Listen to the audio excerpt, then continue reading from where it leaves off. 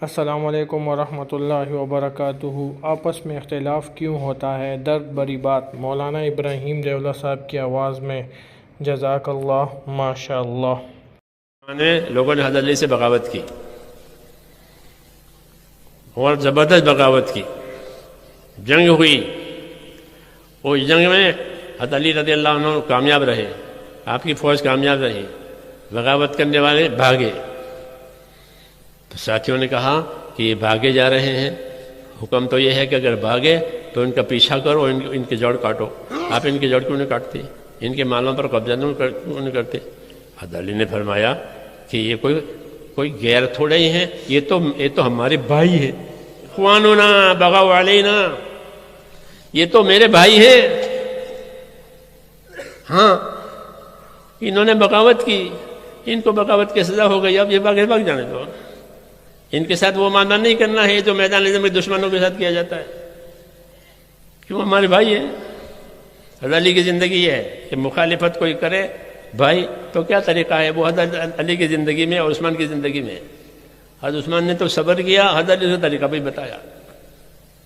جی ہاں، کہ ہمارے مخالف کرتے ہیں شدت، یہاں کہ ہمارے بھائی ہیں، یہ درگزر کریں گے، معاف کریں گے، اخواننا بغوا علینا۔ اس لیے میرے دوستو، اختلاف بھی ہوگا۔ اختلاف، کوئی جماعت ہماری تاریخ میں ایسی نہیں بنی ہے کہ جس میں اختلاف نہ ہو۔ صحابہ میں اختلاف تھا، عمر اور ابو بکر میں اختلاف ہوتا تھا، حضرت عمر میں اور عثمان میں اختلاف ہوتا تھا، اختلاف، لیکن وہ اختلاف کے آداب ہوتے تھے۔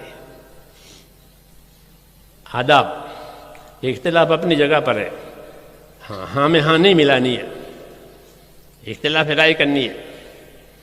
روایتوں میں ہے حضرت عثمان رضی اللہ عنہ جو خلیفہ ہوئے تو خلیفہ حج کا بھی ذمہ دار ہوتا تھا، خلیفہ کی نگرانی حج ہوتا تھا۔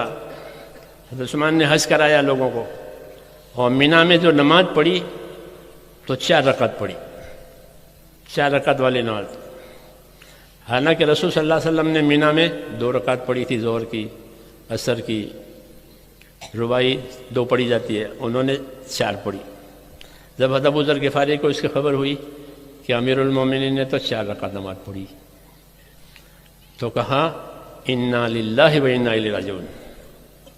پھر دلیل دی کہ حضور نے 2 پڑھی، ابو بکر نے 2 پڑھی، عمر نے 2 پڑھی، انہوں نے 4 پڑھی، انا للہ و انا الیہ۔ لیکن جب نماز کا وقت آیا تو حضرت ابو ذر نے ان کے ساتھ 4 پڑھی،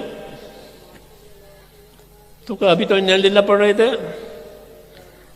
کہ ہاں، تو انہوں نے کیا جواب معلوم ہے؟ فرمایا الخلاف اشد، مخالفت کرنا یہ سخت چیز ہے، اختلاف کرنا جائز ہے۔ تو میں نے اختلاف تو کر دیا کہ یہ صحیح نہیں ہوا ہے، سنت یہ تھی کہ 2 حضرت عثمان نے پھر 4 کو پڑھی، اس کی وجہ دوسری تھی۔ تو ایک ہوتا ہے میرے دوستو اختلاف، ایک ہوتی ہے مخالفت، دونوں میں فرق ہے۔ مخالفت تو سخت کا چیز ہے، وہ تو دین کو پارا پارا کرے گی۔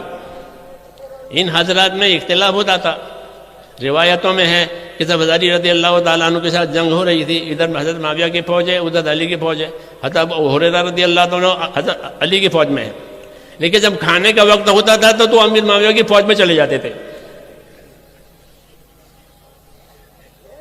کھانے کے۔ تو لوگوں نے کہا آپ تو اس فوج میں ہیں، حالانکہ فوج کے قانون تو بہت سخت ہوتے ہیں،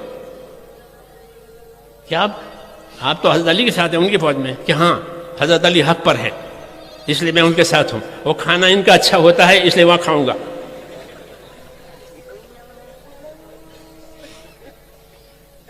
حضرت معاویہ کے ساتھ شامی فوجیں تھیں، اور شام جو ہے ہرا بھرا ملک ہے، حجاز جو ہے یہ تو گرم ملک ہے، کھجور پیدا ہوتی ہے، اور وہاں ہر قسم کے پھل پیدا ہوتے ہیں شام میں، انگور اور کیا کیا۔ الشام و شبیہ، حضرت ابو بکر کہ شام تو پیٹ بھرا ملک ہے، تو ان کے پاس کھانے اچھے ہوتے تھے فوج کے پاس۔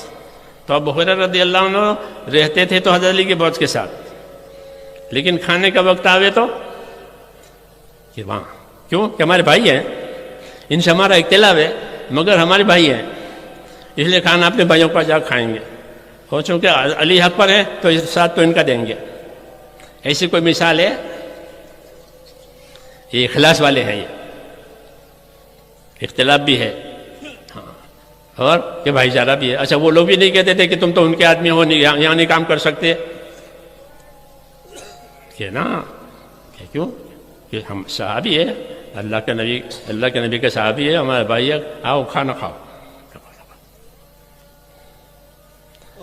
یہ اختلاف اور مخالفت کا یہ فرق ہے.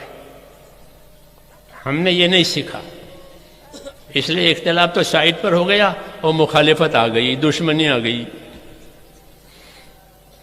اس کی کوئی جگہ دعوت میں نہیں ہوتی. ہاں یہ بات ضرور ہے کہ دعوت کے اصول ہوں گے تو دعوت ہدایت کا ذریعہ بنے گی، اور دعوت کے اصول بگاڑیں گے تو یہ دعوت عداوت کا ذریعہ بنے گی. پکی بات ہے، یہ دشمن بن جائیں گے.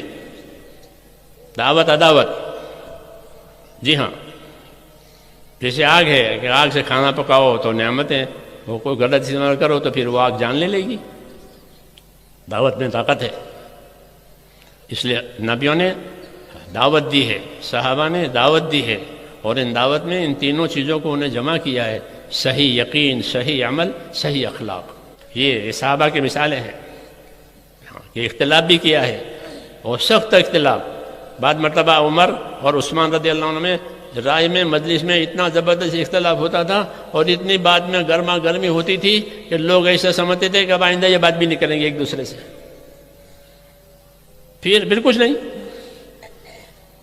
جیسے تھے ویسے کے ویسے. کیوں کہ دلوں میں بات نہیں ہے، دل صاف ہے.